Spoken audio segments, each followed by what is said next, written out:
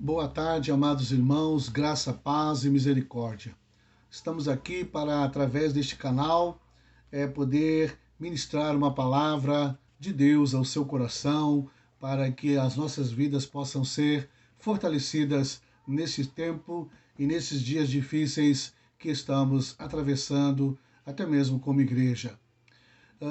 Em primeiro lugar, eu gostaria de dizer que, dado as condições agora da nossa cidade, nós estaremos retornando então aos nossos cultos presenciais.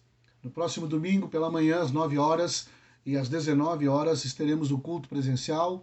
Às 20 horas de sábado, a reunião dos conectados. E nesta quinta-feira, excepcionalmente às 20 horas, nós teremos uma reunião com toda a nossa liderança. Pastor Marcelo Fraga vai estar ministrando via web uma mensagem para nós. É importante que estejamos juntos ali no prédio da igreja, então, 20 horas.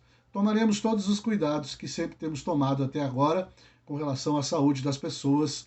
Essa é a nossa responsabilidade, nós não nos eximimos disso, né? Fazemos questão de estar submissos às autoridades competentes, né? Não queremos criar problemas nem constrangimento a quem quer que seja. Apenas queremos também exercer o nosso direito de cidadãos, né, que servem a Deus, temem a Deus e que então estão aí para desempenhar o seu papel também junto à sociedade. Neste momento eu gostaria de orar com você, dando início a esta ministração. Quero convidar você aí onde você está, junto com a sua família, para que estejamos falando com Deus neste momento. Senhor, nosso Deus e nosso Pai, nós nos achegamos à Tua presença nesta tarde de domingo, com o nosso coração aberto e ansioso por ouvir a Tua voz. Quão necessitados somos de ser alimentados com a verdadeira comida, com o verdadeiro alimento que é a Tua palavra.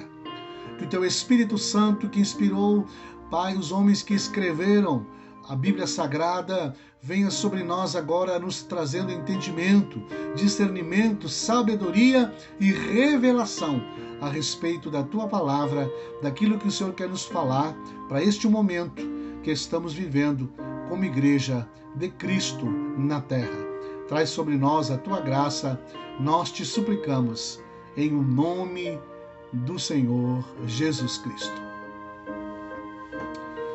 Eu gostaria de convidar você a abrir a sua Bíblia lá no livro de Atos dos Apóstolos, no capítulo de número 4, versículos de 23 a 31. Mas eu fiz um apanhado como introdução da nossa ministração nesta tarde, desde o capítulo 3 de Atos. E aqui no capítulo 3 de Atos, então, nós vemos Jesus usando Pedro para a realização de um milagre extraordinário, onde um homem que era coxo de nascença é curado milagrosamente e volta a andar. E Atos dos Apóstolos nos relata que este homem tinha mais de 40 anos de idade. Então, os irmãos imaginem mais de 40 anos nesta condição de limitação, não podendo andar, e agora, mediante o nome de Jesus e o poder que é no nome de Jesus, pela fé que é exercida por Pedro e João, este homem agora volta a andar. Milagre extraordinário. As pessoas ficaram espantadas. Todo homem judeu tinha o sonho de entrar no templo. Este homem não podia. Nenhuma pessoa que tivesse qualquer defeito físico poderia entrar no templo. A primeira coisa que ele faz logo após ser curado é entrar no templo juntamente com os discípulos. Ele não foi para casa contar a novidade. Ele entrou no templo, realizou o maior sonho da sua vida, que era estar na casa de Deus. Bem, amados, vamos ler então o capítulo 4, versículos de 23 a 31 de Atos dos Apóstolos. O título aqui na minha Bíblia é A Igreja em Oração. Uma vez soltos, Pedro e João procuraram os irmãos e lhe contaram tudo que os principais sacerdotes e os anciãos lhes tinham falado. Ouvindo isto, unânimes, levantaram a voz a Deus e disseram: Tu, soberano Senhor, fizeste o céu, a terra, o mar e tudo que neles há. Dissestes por meio do Espírito Santo, por boca de Davi, nosso pai, teu servo: Por que se enfureceram os gentios e os povos imaginaram coisas vãs? Os reis da terra se levantaram e as autoridades se juntaram contra o Senhor e contra o seu ungido. Porque de fato, nesta cidade, Herodes e Pôncio Pilatos, com gentios e gente de Israel, se juntaram contra o teu santo servo Jesus, a quem ungiste, para fazerem tudo que a tua mão e o teu propósito predeterminaram. Agora, Senhor, olha para as ameaças deles e concede aos teus servos que anunciem a tua palavra com toda ousadia, enquanto estendes a tua mão para fazer curas, sinais e prodígios por meio do nome do teu santo servo Jesus. Tendo eles orado, tremeu o lugar onde estavam reunidos. Todos ficaram cheios do Espírito Santo e com ousadia anunciavam a palavra de Deus. Que tremendo, né, amados? Logo após Deus ter operado um milagre extraordinário através da vida de Pedro e de João, eles são duramente provados na sua fé, nas suas convicções. A primeira lição que extraímos desse texto, então, é que sermos usados por Deus não nos isenta de sermos duramente provados. Que sendo servos de Deus, isso não nos isenta de sermos provados. A segunda coisa é a atitude que esses discípulos tiveram diante destas situações tão difíceis, tão adversas. E eu gostaria então de trazer um título para esta meditação, que seria: As atitudes de um discípulo em momentos difíceis. Pedro e João, o texto nos relata que eles mantiveram a sua ousadia, né, em anunciar o Evangelho de Jesus Cristo, pois o Evangelho é Jesus Cristo. Eles não se intimidaram, eles não retrocederam, eles não se encerraram em um lugar e foram chorar acuados ou amedrontados, não. Eles não recuaram no propósito que eles tinham de anunciar a Jesus. Aproveitaram a oportunidade. Diante daquele milagre espantoso que aconteceu na cura daquele homem com mais de 40 anos, que era coxo desde nascença, isso foi algo assim que trouxe um impacto para as pessoas que conheciam aquele homem. Logo após isso, eles são presos, ameaçados, proibidos de falar no nome de Jesus. Então eles dizem que eles não obedeceriam aos homens, mas sim a Deus, porque vale muito mais obedecer a Deus do que os homens, quando uma ordem de Deus é colocada em xeque. Firmes nas suas convicções, arriscando até mesmo as suas próprias vidas, porque ser testemunha é ser mártir. A palavra original para testemunha é mártir, aquele que está disposto a dar a sua vida por aquilo que acredita. Então esses homens são duramente provados. O que eles fazem? Logo após serem soltos, eles vão procurar os irmãos. Os irmãos estavam reunidos em oração. Eles vão procurá-los. Por que eles procuraram os irmãos? Porque a comunhão nos fortalece. Juntos somos mais fortes. Por isso, esse tempo de confinamento tem abalado um pouco as nossas estruturas, porque agora nós estamos entendendo a importância de estarmos juntos, de estarmos em comunhão.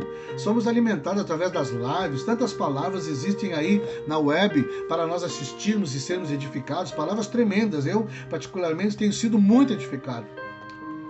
Mas nada disso substitui o estarmos juntos, a comunhão, esse convívio, ser igreja. Não há como ser igreja, cada um na sua própria casa, isso é impossível. Não é esta a proposta, não é esse o plano, não é esse o propósito. Ser igreja é ser comunidade. Não tem como ser comunidade separados uns dos outros. É por isso que estamos sentindo tanta falta uns dos outros. Que bom que quando esse tempo passar, nós venhamos a prezar muito mais e dar mais importância à questão de estarmos juntos, à comunhão do corpo de Cristo. Então a primeira lição está aí.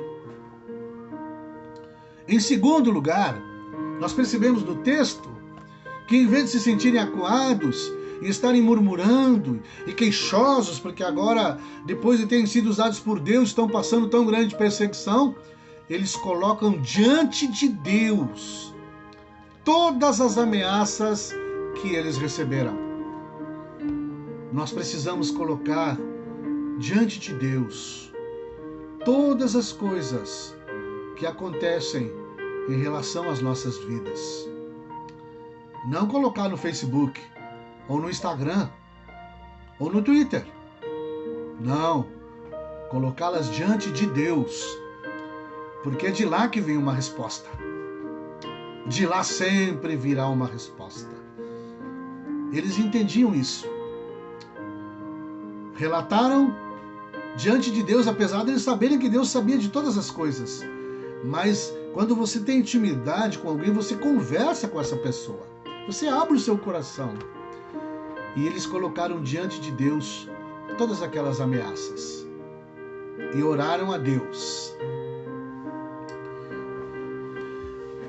Outra coisa que aprendemos aqui desse texto é que na oração deles, eles não pediram para Deus os livrar de tudo aquilo. Fica bem claro, eles não pediram um livramento, Senhor, livra-nos das autoridades, livra-nos da perseguição, livra-nos de tudo isso que está acontecendo. Não. Eles não pediram livramento. Eles pediram mais ousadia. Eu tenho falado para vocês, queridos, para muitos, que para ser usado, nós precisamos ser ousados. Deus quer usar a mim e a você, lá no lugar onde você convive, no seu trabalho, nos seus relacionamentos, na sua casa, aonde você vai, mas para você ser usado, você tem que ser ousado. E esta ousadia nós alcançamos aos pés do Senhor em oração, buscando de Deus revestimento de poder, para poder ser instrumento de Deus neste momento tão difícil que o mundo todo atravessa. Não é um privilégio só nosso, de Bento Gonçalves e região, mas podemos dizer de todo o planeta. Queridos, aprendamos esta lição com estes homens e mulheres de Deus.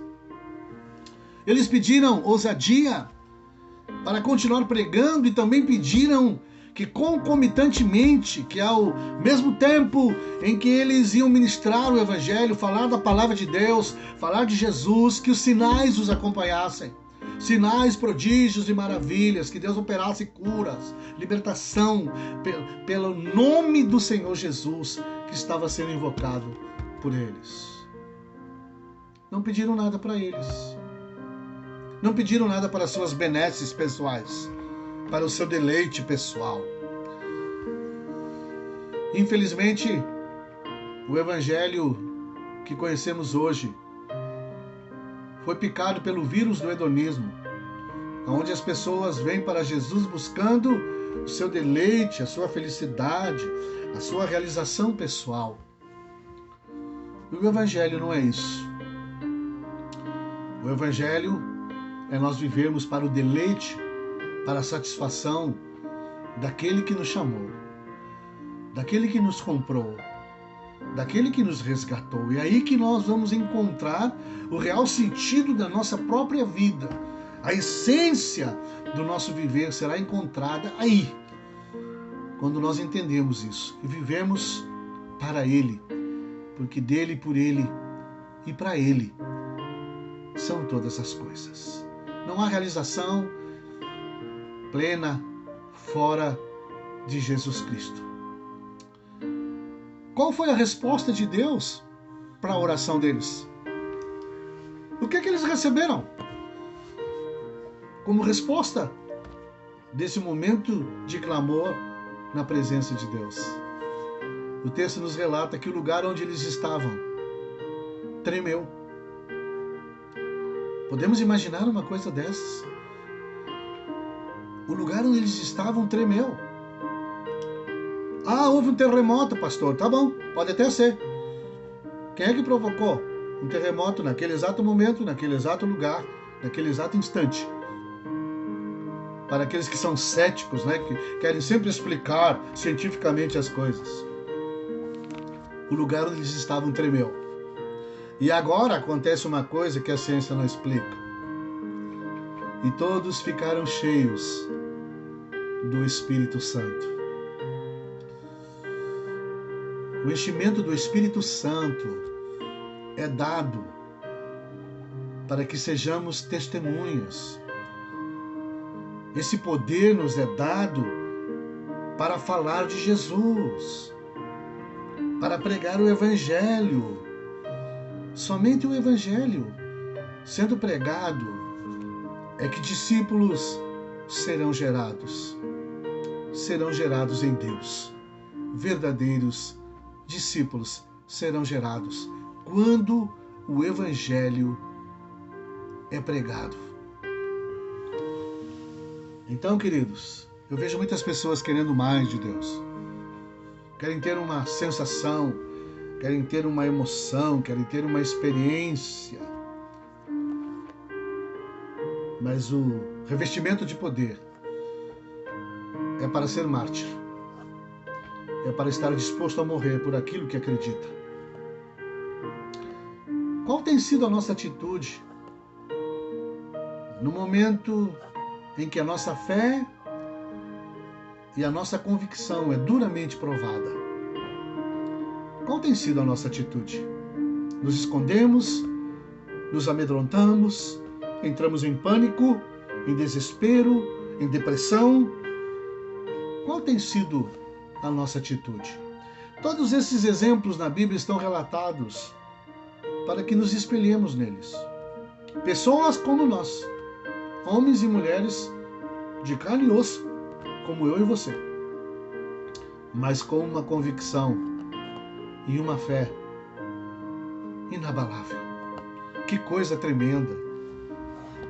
Precisamos disso. Precisamos disso, desse revestimento de poder que nos dê graça, sabedoria, discernimento, mas acima de tudo, ousadia para fazer o amor de Deus, a presença de Deus ser conhecida. As pessoas precisam ver Cristo revelado em nós. Revelação que não produz mudança não é revelação. Que Deus nos abençoe e que você possa nessa próxima semana agora e nesses próximos dias ser usado poderosamente nas mãos de Deus para fazer a diferença e ser igreja aonde a igreja precisa ser igreja, que é fora das quatro paredes do prédio, mas lá no meio da sociedade decaída, corrompida, sofrendo e agonizando por conta do pecado. Que Deus tenha de nós misericórdia e estejamos preparados, porque logo após um grande milagre, um acontecimento extraordinário da parte de Deus, poderemos ser duramente provados, para sermos plenamente aprovados. Este é o propósito, em nome do Senhor Jesus Cristo. E agora eu quero encerrar então, orando com você, especificamente neste sentido. Senhor meu Deus e meu Pai, Tecamanaga estude onde lebaxeire me canta, rabassou me cai. É bom, Pai, sentir a tua presença. É maravilhoso estar junto de ti, sentir a tua virtude, esta alegria indizível, este prazer inconfundível. Mas, Senhor, ao nosso redor existem tantas pessoas cegas, tateando as escuras, não encontram uma porta, não encontram uma saída, não encontram uma solução. O desespero tem tomado conta dos corações, a depressão, a morte tem batido nas portas. Eis-nos aqui como igreja. Eu quero pedir que o Teu Espírito Santo nos revista de ousadia, de poder e autoridade, que concomitantemente ao evangelizarmos, ao falarmos deste evangelho precioso, ao levarmos Jesus Cristo às vidas, o Senhor comece a operar sinais, prodígios e maravilhas através do nome poderoso do Teu Filho Jesus Cristo. Que esta semana e estes próximos dias sejam dias em que a nossa vida vai ser impactada de tal maneira que as pessoas que convivem conosco irão perceber que aonde o teu filho e a tua filha colocar a planta do seu pé, o ambiente seja transformado, seja modificado, a ira saia e a paz se estabeleça, o caos saia e as coisas estejam agora organizadas e em paz. Que a saúde chegue e a doença saia. Que a vida chegue e a morte bata em retirada. Que a alegria chegue e a tristeza vá embora. A calma chegue e o desespero saia. A começar pelas nossas vidas, a começar pelas nossas casas, no nosso local de trabalho, aonde quer que possamos ir, com as pessoas com as quais nos relacionamos. Esta é a nossa oração. Este é o nosso pedido. Queremos ser, sim, testemunhas daquilo que o Senhor já fez na nossa vida, porque aquele que nos chamou é poderoso para fazer infinitamente mais do que tudo quanto pedimos ou pensamos, conforme o seu poder que opera em nós. É esta palavra que eu libero sobre a vida da tua igreja, em nome do Senhor Jesus. Amém e amém. Que Deus abençoe você. Um grande abraço. Fique firme. Deus é conosco. Amém. Glória a Deus.